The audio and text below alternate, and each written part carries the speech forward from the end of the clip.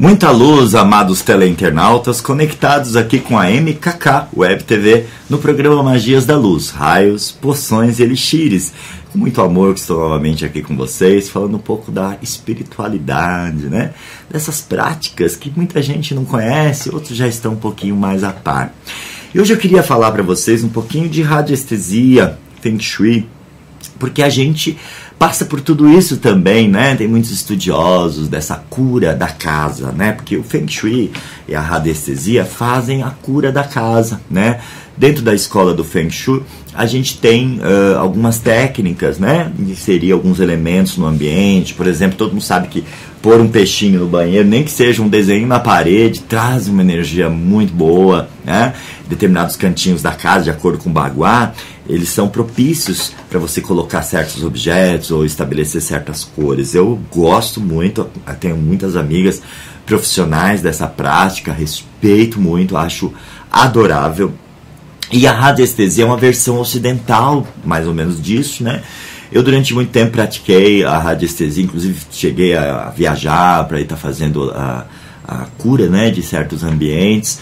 Só que a gente vai ficando velho e vai mudando um pouquinho o modo de ver, né? Eu sempre trabalhei muito com o material do nosso querido Eupídio, né, que tem a Zotes, que é uma empresa que fabrica materiais para radiestesia, por exemplo, o aurímetro, o aurameter, né, o dual roller. A gente tem uma série de elementos, por exemplo, o pêndulo, né?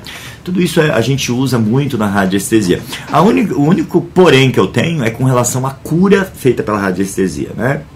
Então a radiestesia às vezes te propõe, coloca lá uma espiral de metal que ele vai curar. Bom, amados, eu não sei se o metal vai curar, porque eu não sei quem torceu aquele metal, quem fundiu aquele metal, como é que estavam essas pessoas, né? Tudo é energia, né? A gente passa, tudo que a gente toca, a gente passa com ácido úrico da mão, uma energia.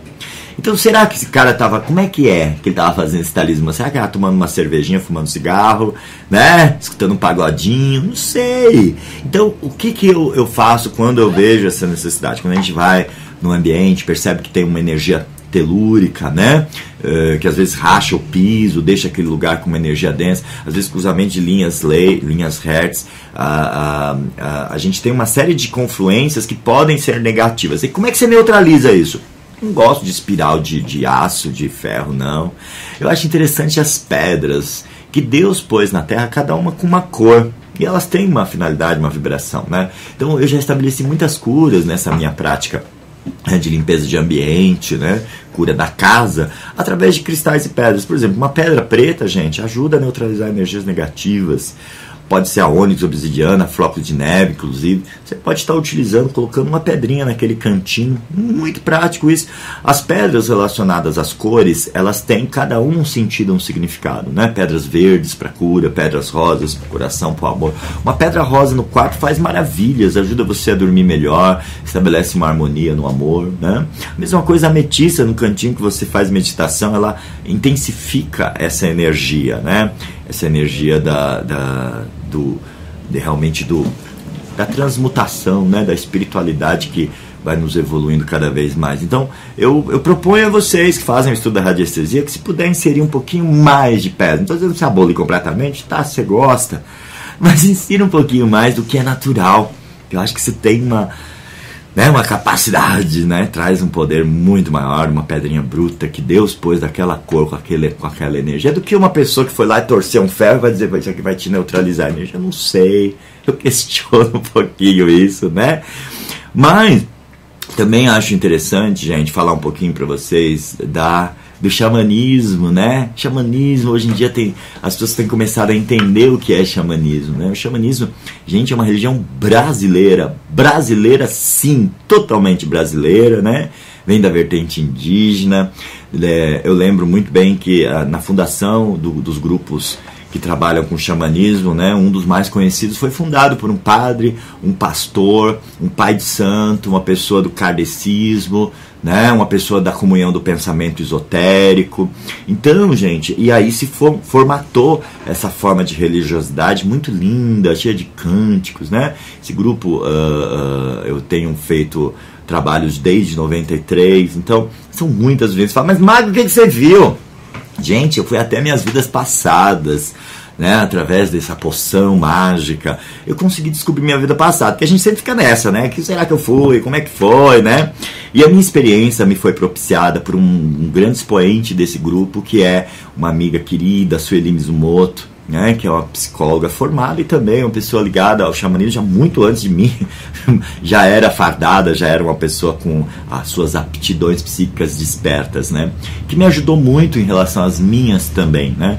Então um certo dia eu falei, Sueli, eu quero ver o que eu fui na outra vida. E aí a gente sempre pensa assim, mas como é que é isso, né? Tem gente que faz a regressão assim, você senta lá, a pessoa fala assim, olha, estou vendo que você foi isso, você foi aquilo. Se não saiu de dentro de você, não sei se é o caso de acreditar, né? Acho que essas coisas têm que vir de dentro para fora. E foi isso que a Sueli me fez, né? Através da vivência xamânica. Eu lembro assim que ela falava, escuta essa música. Ela pôs uma música clássica, aquela música tinha uns acordes e ia aumentando de volume. E eu achei até que ela tava com o dedinho lá no volume. Não tava nada, era a música mesmo. E ela falou assim, sobe com a música. E eu levei tão ao pé da letra isso que fui realmente subindo. Quando eu vi o planeta lá embaixo. E eu no meio das estrelas. É engraçado que eu achava que eram estrelas, né? Um monte de pontinho brilhante. Quando eu me dei conta, tinha algumas muito próximas. Demais para ser uma estrela, né? E além disso, uma dessas luzes, eu percebi que tinha ombro. Não era uma estrela. E esse serzinho olhava para mim tentando procurar alguém no meio da multidão. E de repente ele fez um sinal com a mão. Do meio daquela escuridão pularam seres, todos com roupas transparentes. Você conseguia ver através das roupas, né, da forma espiritual deles, né? Tinha um verde claro, azul claro, cor-de-rosa, laranja, amarelinho. Todos me cercaram naquele momento. E é engraçado, gente, porque a linguagem desses seres angélicos, ela é uma linguagem que não é a telepatia, não é a voz do coração. É a linguagem do sentimento, gente. É diferente, porque a gente não está acostumado a ter sentimento, a gente está acostumado a ter emoção, ou gargalha demais, ou está triste demais. A gente, para ver o sentimento, é uma coisa mais sutil. Então, esses seres me passavam uma energia linda, alguns extremamente contentes de me ver, falando, nossa, será que ele me conhece? Está tão feliz assim de me ver. O outro também encantado. E aí a minha psicóloga falou, desce a escada. Eu fiquei até meio irritado. Tá tão bom o papo, né? Que escada é essa? E tinha uma escada, realmente, gente. Uma escada fantástica, porque ao lado da escada, que não tinha corrimão, tinha uma parede com blocos. Gente, cada bloco era o tamanho de um cômodo de uma casa de hoje em dia. Todos encaixadinhos um no outro, né? E ao pé da escada eu vi uma tocha saindo, uma fuligem preta. E fui descendo essa escada. E ao descer eu fui percebendo que havia uma grande mesa sendo colocada num salão. E várias pessoas estavam sentadas ali nessa mesa. Quando eu pisei no último degrau da escada, eu entrei dentro de um corpo de uma pessoa que estava sentada nessa mesa, né? E fiquei observando o que estava acontecendo. Na minha frente eu via pessoas com uma gola de roupa aqui com babadinhos, com a manga com babadinhos, com umas mulheres com uns coques assim altos, né, com colares de pérola nesses coques assim, pessoas muito elegantes, né, umas 4, 5, e lá ao final da mesa, no fundo da mesa, pessoas vestidas com pano de saco de batata, como eu costumo falar, que eram umas roupas assim mais simplesinhas, né? Tecido cru mesmo, sem tinta, tudo, né? E aí, nesse momento, eu olhando para essas pessoas, um deles disse assim, olha, a minha vaca, mago, tá dando problema. Só que ele não falou, mago, minha vaca tá dando problema, ela não tá dando leite, o senhor vai dar um jeito ou a gente faz o churrasco? E em seguida um outro falou assim, olha, a minha galinha não bota mais ovo, o senhor vai curar ela ou a gente vai fazer uma canja? E eles iam dar aquela gargalhada com a piadinha deles, quando a rainha, que estava na cabeceira da mesa ao meu lado, deu um tapa na mesa e disse assim, silêncio, a reunião vai começar. Quando eu olhei, vi a rainha, aquela coroa de ouro puro, uma sobrancelha assim, né, de pessoa séria, pessoa firme. Eu vi aquelas pessoas com aquela roupa na minha frente e via as pessoas pobres lá no fundo. Eu falei assim, bom, essa é a rainha, essa é a nobreza, aquele lá é o povo, e quem sou eu? Gente, a melhor coisa que vocês fazem, sempre que tiver uma viagem astral, um momento de espiritualidade grande, é perguntar quem sou eu. E nesse momento, ao perguntar quem sou eu também olhei para minhas vestes e percebi que eu tinha uma capa que ela dava 3 voltas atrás da cadeira, né? E ficava caída assim aquele tecido. Em cima da mesa eu segurava uma varinha de madeira, mais ou menos da altura do meu antebraço, tá? E nessa varinha, na ponta dela, tinha esculpida garras e segurando uma bola de cristal, Então eu disse para mim mesmo, eu sou o mago da corte.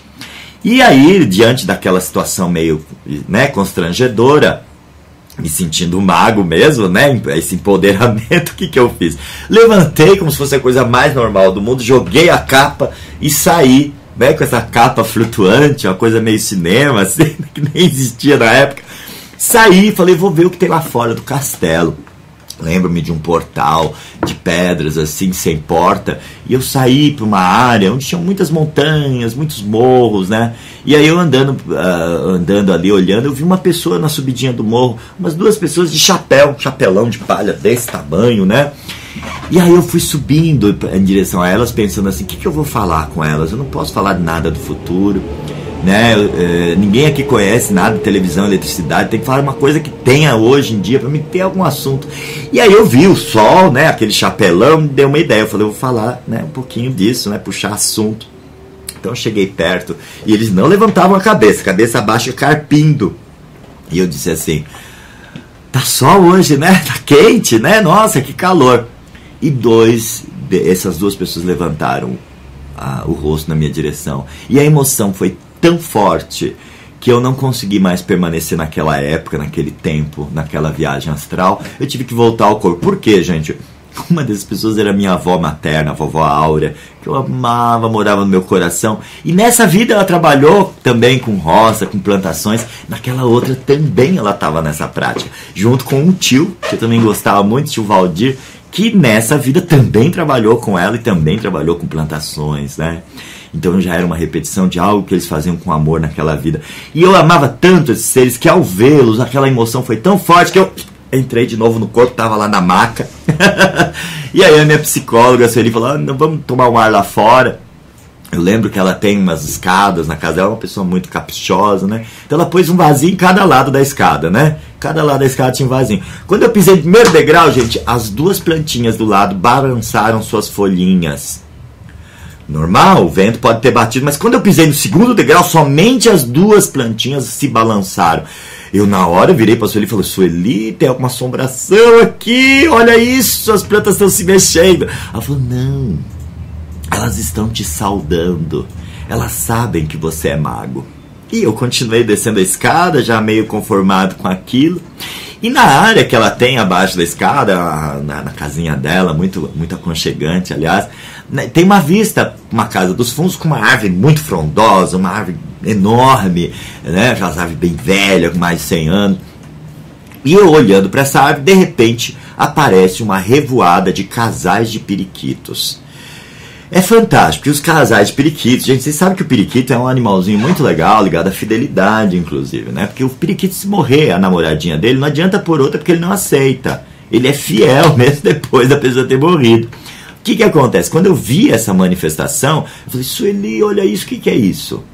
E eu recebi a seguinte resposta, que esses periquitos representavam casais que eu uni em vidas passadas, que eu consegui fazer com que o amor os unisse com a minha magia, né, com as minhas dicas. E eu fiquei muito feliz, né, desses casais de periquitos representarem essas pessoas. De uma forma eu auxiliei, né, eu consegui levar a bom termo na questão afetiva. Então, foi uma experiência fantástica, gente, que abriu para mim todo um estudo, né? Foi nesse período, né, que eu saí do trabalho formal que eu tinha na época, né, junto a uma grande operadora aí de telefonia.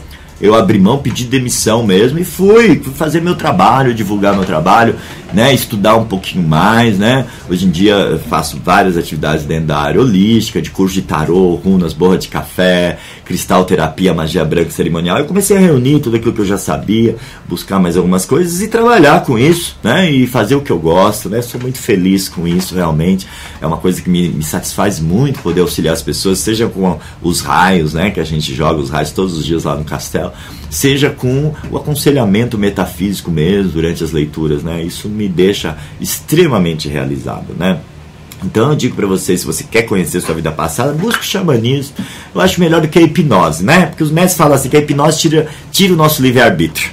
Deixa eu explicar, mais ou menos assim, o cara vai te hipnotizar, ele tem um bigodão. Então o cara do bigodão fala assim, agora você vai fazer isso, levanta o braço, abaixa o braço, agora você é isso, agora você é uma galinha, agora você é um pato. Tá.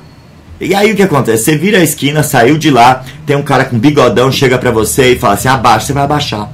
Você perdeu a defesa, né? Você perdeu a capacidade de livre-arbítrio naquele momento, né? E isso pode ser dentro da sua mente ligado. Todo mundo tiver bigode, eu vou ter que obedecer. Ai, né? Imagina se o cara tem olho azul. Todo mundo tiver olho azul, eu vou me sentir meio passivo para ele.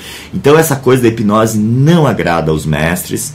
Eu acho que a técnica correta seria a via xamânica, né? Até porque na natureza nós temos plantas professoras fantásticas que nos ensinam. Quem nunca tomou um chazinho de erva doce, de erva cidreira, de camomila, gente? Vocês sabem que tem uma força elemental ali que atua, que ajuda a criança a dormir, né? Ajuda a gente, adulto mesmo, a se acalmar, né? E todas as plantas, gente, tem plantas que a gente nem imagina o poder que elas têm. A própria tanchagem, sabe que tanchagem é bom para quem quer parar de fumar, é anti-inflamatório. Aquela folhinha que a gente acha ali no matinho, na esquina, não dá valor nenhum, né? E tantas outras. Esses dias a gente teve lá no Castelo o evento, né?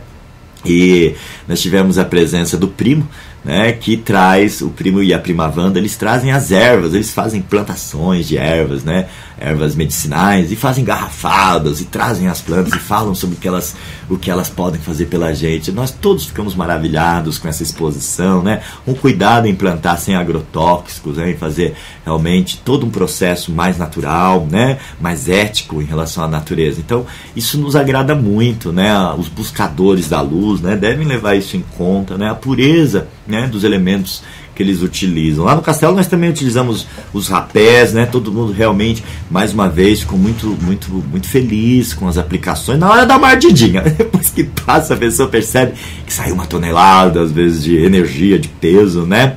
E o sananga, gente, o sananga tem ajudado muita gente. Atualmente, nós estamos usando até em cachorrinhos, nós temos lá cachorrinho que está com os olhinhos meio branquinhos, estamos levando a medicina do sananga, né, para buscar essa cura. Já tivemos casos de pessoas que vieram nos trazer essa informação que conseguem curar, sim, é catarata, é estrabismo, é miopia, uma série de problemas da vista, né, e até conjuntivite, realmente, porque o sananga, ele queima a bactéria, ele promove toda uma limpeza, né, uma planta que vive lá na beira do rio Amazonas, dos afluentes do Amazonas. Então, é realmente um poder imenso que está aí, que a gente não sabia, né? Aqui em São Paulo, em outros estados, a gente nem imaginava. Mas está se abrindo essas novas possibilidades, estão chegando as novas medicinas da floresta, né? Que a gente acolhe no coração com todo carinho, procura divulgar mesmo, né? Inclusive lá no castelo é gratuita a aplicação de rapé e de sananga, né? Então, fica aí o convite, quem quiser conhecer as Sagradas Medicinas, né? É uma experiência muito espiritual, muito forte, inclusive, né? E tá aí, eu acho que a gente tem mais é que ajudar as pessoas a entender esse grande universo, né? De possibilidades, né? Principalmente para a cura, para o reequilíbrio da pessoa, né? Então, gente, é com muito carinho que a gente fala dessas vivências, né? A pessoa fala assim, ai, Mago, mas como é que é? Esse negócio não é uma alucinação que você tem? Meu Deus, como pode, né, ser uma alucinação? A gente vai falar mais disso daqui a pouco. Vamos agora para os nossos comerciais.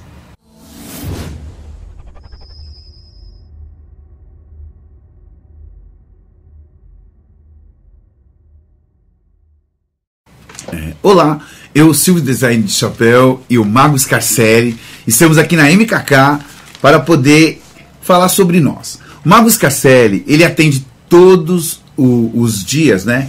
De segunda a sexta-feira, com horário marcado no 5921-7633, tá? Com horário marcado, você liga para ele de segunda a sexta-feira, ele marca seu horário, tá? Ele também está no Núcleo da Saúde. O Núcleo da Saúde aqui em Santo Amaro, no telefone 5687-9196.